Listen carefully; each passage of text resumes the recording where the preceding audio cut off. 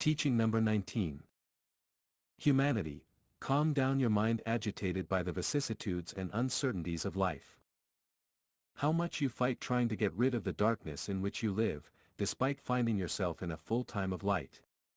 Great is your struggle, and that is why you come tired. I have called you precisely to rest for a few moments, because you will have to continue in the fulfillment of your mission that you have barely begun. From time to time I have been removing the veils of my arcane according to your evolution, because only those who walk this path will be able to reach me. I am the Master who seeks humanity on all paths to teach them the true path. My word comes as a sword of light to fight against the ignorance and unbelief of mankind. I come to manifest myself before those who have denied my existence, to ask them, who formed the universe with its diversity of worlds, barely visible to you? Ah, humanity, that in your estrangement from the truth you have had the audacity to think that the idea of a creator has been a simple invention of the human mind. How can you imagine that from your limited and small mind could arise the notion of the eternal and the infinite? But also those who say they love me come to me, and to them I say, how can you say that you love me, if you do the opposite of what my law dictates, if you yourselves betray yourselves by showing sentiments in your works that contradict your words? Right here, among these multitudes who listen to me, how many there are who claim to be spiritualists yet do not know the power and wisdom of spiritualism, nor the powers and attributes of the Spirit, and with their actions they deny my doctrine, which, like radiant light, spiritually illuminates humanity. But my patience is infinite as I wait for you to become my disciples. I will make you torches whose light will carry to other peoples the original message you received as revelation, through human understanding. If people deny your testimony and deny you, remind them that I had an appointment with the humanity of this time, which I have come to fulfill. Tell them that if I promise to return, it is because my task was not yet finished and will not be finished until there is not a single sin. It is written that if 99 sheep are in the fold and I miss one, I will look for that one. I want to show you again the power of my love by converting the hard hearts of humanity into apostles of my doctrine, starting with this people, no less hard of heart than the others. I come to tell you to expand your knowledge with this new message that I have brought you, so that you can join it to my past revelations until you manage to form in your understanding the book of wisdom, so that you may be worthy to bear witness to my truth and to teach it to others, your brothers and sisters. They will call you agitators, but do not fear, because your master was also judged at that time for disturbing, according to what people said, the peace. Truly I say to you, that I not only came to shake the hearts of a few people with my revelations, but to shake the spirits of all humanity with my word. Thus I come to you at this time in which my light will manifest itself in various forms upon people and will shake them again, some with joy, others with fear, others with anger, but there will not be one who, when the time comes for my message to be known, that won't be moved. How weak you have been to call for Christ, when you knew that he was to come. But now that you have my revelation and my message, do not be weak, timid or cold. Have I hurt you by calling you hard of heart? I have only told you the truth, because in all worlds, all creatures comply with my law, and you do not respond to my divine call. But do not fear, because no one has yet reached the goal, but all of you will arrive, I promise you, I who am the promise of all times, I, the tireless, who will never stop teaching you. You begin to dream of being bearers and apostles of the truth, but do not rush into it. Always be guided by the light of your conscience, for how will you manifest the truth if you have not yet found it within yourselves? How will you demonstrate that you love me and your brothers and sisters if you leave thorns and thistles in the path of your fellow human beings? The water of the river of life, which is my truth, is meek, crystalline and pleasant, but do not confuse it with the water that you give to the needy, because this is sometimes impure. Take my blessing, may it be in you like a spring of inexhaustible water that quenches the immense thirst that overwhelms you. My blessing is like a balm on your illnesses, ailments, and bitterness. It raises to life those who are losing strength on their path of evolution. To help you in your elevation, I make my peace be in the heart of the apostle of the third era, whom I receive on behalf of humanity, and through him I give my charity. Today you hear my voice through human understanding that tells you again, love one another, just as you heard the voice of the Lord on the lips of Jesus, when he taught you to love your neighbor as yourself, in confirmation of the law that the people of Israel received through Moses in the first era. Moses was my spokesman at that time. He took you to the gates of the promised land, but I did not allow him to enter it, because there you would have crowned him king, and truly I tell you, that his kingdom was not of this world either. The land of promise was given to the people, so that they could live in peace and elevate their worship to the Father. In Jerusalem, that people built the first temple to Jehovah, and in it the divine Spirit was manifested. There he received the complaint or the praise of the children of those tribes. On its altar you placed the Ark of the Covenant, symbol of your pact with the Father, and kings and wise men bowed their heads before the tabernacle.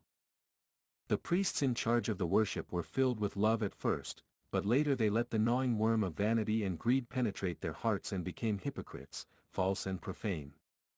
It was then that the prophets appeared one after another, announcing the coming of the Messiah, who were denied, mocked and sacrificed by the people. This is how they prepared my arrival, with their blood. As every word that comes from God must be fulfilled, the Messiah was born among humanity and came to teach you how to comply with the law of the Father and worship God by loving and forgiving, filling the lives of people with comfort and light. I arrived as a shepherd to gather the sheep that the wolves had already begun to steal, and I showed them the sheepfold. Throughout my time on earth, I taught people about love and the fruits that spring from it, which they called miracles. Those works kindled faith in hearts, and through it I made them contemplate the true path. Thousands and thousands of people witnessed my word and my works, but only 12 followed me closely. When the time for my departure approached, I told them, the Passover festival is going to be celebrated in Jerusalem. It is necessary that we go there so that the prophecies are fulfilled. So I made my last recommendations to my disciples, recording them in their spirits with the divine fire of my love. I went to Jerusalem with my disciples. When I crossed the gate of the city, on the humble and meek mule, the crowd, among which were the sick that I healed, the blind that saw again, the paralyzed that walked, and the sad that were consoled and full of hope, they raised hymns and songs of praise and glory, because the promised Savior had finally arrived. No one knew that on that Passover I would be the slain lamb. As I passed by, and under the light of my gaze, hearts trembled, the sick were healed, and from their breasts arose words of praise and gratitude toward the Rabbi. Then the Pharisees approached me and said, Lord, make your disciples and these people stop their commotion, for they are disturbing the peace of the city during the festival. To which I replied, truly, if they were silent, the very stones would cry out for joy. Those Pharisees withdrew, but their hearts, fearful and troubled by the works Jesus was doing, were already plotting betrayal. So I came to the portico of the temple, which had once been a sanctuary for the Lord's people and had afterwards become their marketplace, and I drove out its profaners. The hearts and works of those who claimed to be ministers of the Lord and doctors of the law were laid bare before the deeds of Jesus. It was then that they asked to kill him so as not to lose their power, which was threatened. One of my disciples, who had heard my words of love often, who spoke of the kingdom of the Spirit, and who had felt in his heart the caress and love of his Master, was, through his weakness and lack of faith in my promises, the door that opened to allow the human wickedness that fell upon me to penetrate. With what hatred those people cried out and demanded that Caesar's subject crucify me. But it was necessary that the Son of God be subjected to great trials so that humanity might contemplate his humility, his love, and his power. The blood of that body was shed on earth, and the human lips that manifested the divine word in the world, did not stop speaking of love and forgiveness until the last moment on the cross. And Christ was one with the Father, because the word that became man to be heard in the world has always been in God. Years later, the city and that profane temple were destroyed so that my word would be fulfilled. Not a stone was left unturned from that. I had said that the temple of Solomon, being in human eyes so regal, great and magnificent, I could destroy it and rebuild it in 3 days. Truly I tell you, that humanity has not understood the spiritual meaning of those words, because time does not pass over me, since I am eternity.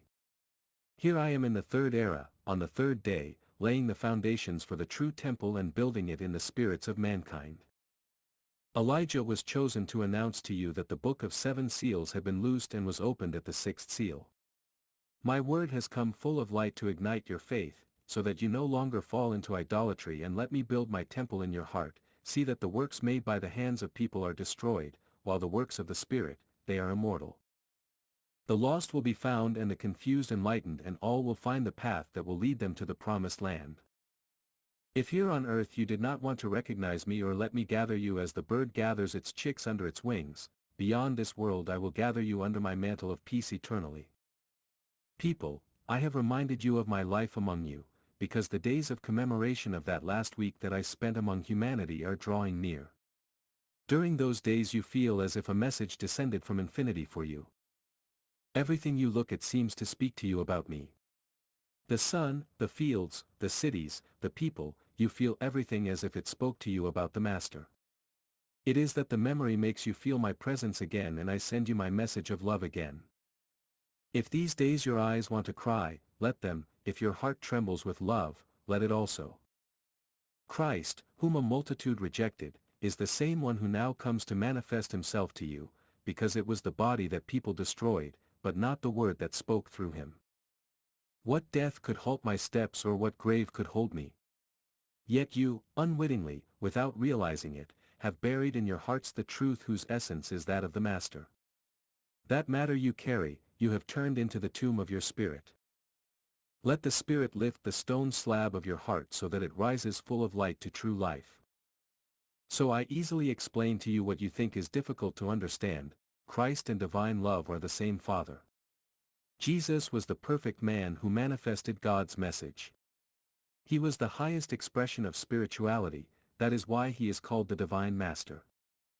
O beloved disciples! When you think of the works I have done in the world, you feel very clumsy and small in imitating me. When you meditate on the time that has passed since then, you realize how little you have evolved spiritually. There are times when you feel the longing and the need to develop your spiritual gifts, to receive my messages directly, as well as to penetrate the future and resolve, through the attributes of the Spirit, the conflicts, trials, and chaos that surround you among humanity. How much you long to see with the eyes of the Spirit. And you will see, but it will be when you discover that by letting yourselves be guided by the light of conscience that illuminates your spirit, you will better understand the revelations of the Lord. For now, study this message and write it down, because times will come when you will no longer hear this word, and then only the writings will remain. I want my word, when the books that will spread throughout the earth are formed, to be printed without stain, pure, just as it came from me. If you put it into your books in this way, a light will sprout from it that will illuminate humanity, and its essence will be felt and understood by all people. My message of this time will also be denied and fought. Some will say that my manifestation had no purpose, but do not fear, because my work of the second era has also been discussed, denied, mocked, and, nevertheless, heart by heart and spirit by spirit have recognized and valued that passion that I lived among you. Yes, people, know that there have been and there are those who say, what relationship does the pain of Jesus have with our salvation? His pain cannot give us glory. And the Spirit of truth tells you, I went among men through Jesus, like those fragrant plants that perfume the hands of the one who lost their life. That timber that you gave me and that I accepted, was proof of my love for you, and also proof that you would be saved by my example. Why do you think that if I had known that my sacrifice was going to be useless, I would have offered it to you? Don't you remember that I told you that not a single seed is lost in the Father's work? When the side of the Master was opened, I wanted you to see in it the door that opened for all of you to dwell in eternity, and the first to contemplate that door was the soldier who plunged his spear into the body of Jesus. My love is like the tree that perfumes the woodcutter's axe that rips out its existence. Every drop of blood from that body was shed on this humanity, forgiving everyone and perfuming their existence with the divine essence of my teachings. But if it seems to this humanity that, in its blindness, that sacrifice was not enough for its salvation, here is my word again, not the word of the person who has not known how to explain that message, but my word that comes to teach you the immortal essence of my doctrine and my works, a divine explanation with which mankind will know the spiritual value of that blood shed on Calvary for the love of humanity. I come to tell you what is the essence of that sacrifice, because you are mine as I am yours. I have never seen enemies in any being, because you are all my children. The word enemy profanes the lips of the one who pronounces it, referring to a brother or sister. Longinus pierced my side, and I spilled on him the blood that was light in his blind eyes. I want you to be like your Master, to rightly call you my disciples. My heritage is love and wisdom. It was Christ who came to you and it is Christ who speaks to you in these moments, but do not try to separate me from God, nor look at me outside of him, because I am and have always been one with the Father. I have told you that Christ is divine love, therefore do not try to separate me from the Father. Do you believe that he is a father without love for his children? How do you conceive it? It is time that you recognize it. No one is ashamed to call God, the Creator, Father, because that is his true name. I have brought you the light again so that you can analyze what you had not been able to understand before. If I told your spirit before sending it to earth that I was going to give it a world of teachings, today I tell it that I offer it a heaven of wisdom. Walk this path of spirituality and you will receive that heaven I speak of. The wisdom of the Spirit is light that never goes out. I am the Master, I am Christ who speaks to you through your conscience, in the way that only I can reach each one of you, the one that caresses you when speaking to you. Here you have me looking for apparently useless beings for a labor of love, those who I know will serve me because I have created them. I come to use your spirit, your will, your heart, your mind, and while you reach the moment of your preparation and enlightenment, in which I can use you by becoming my instruments, I leave you my teachings so that you may learn the wise lesson.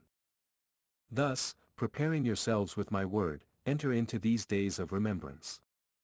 Meditate on that hour when the earth protested against human ingratitude and the sky darkened, but the Lamb did not protest. The gaze of the Master on Golgotha was sorrowful, yet with it he blessed you. He was going to die for those crowds, but he knew that he would soon resurrect in each heart, when they were born to faith. Those who go to Jerusalem say that in those lands there is an atmosphere that overwhelms the spirit and that even the light seems strange. Truly I tell you, it is the voice of conscience, it is the memories that make the heart tremble, and although Jesus died there and humanity stopped seeing him, Christ appears everywhere in essence, presence and power.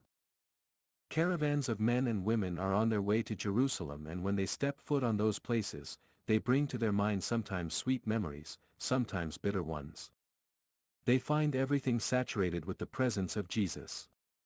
But why pilgrimage so much in search of material traces, each one having my divine presence in their spirit wherever they may be? I would like you all to get up with this teaching to bring a message of fraternity, of good news, of love, a greeting, a drop of balm, a hug of friendship to all your brothers and sisters. I come at this time so that you contemplate from earth, with the light of my lessons, the new Jerusalem, the white city promised to the Spirit, the one that John my apostle contemplated in his revelation. But if in the first Jerusalem the wickedness of mankind elevated me to the cross of martyrdom, in the new city, which will be spiritual, the spirits will elevate me on the altar of their love. My peace be with you.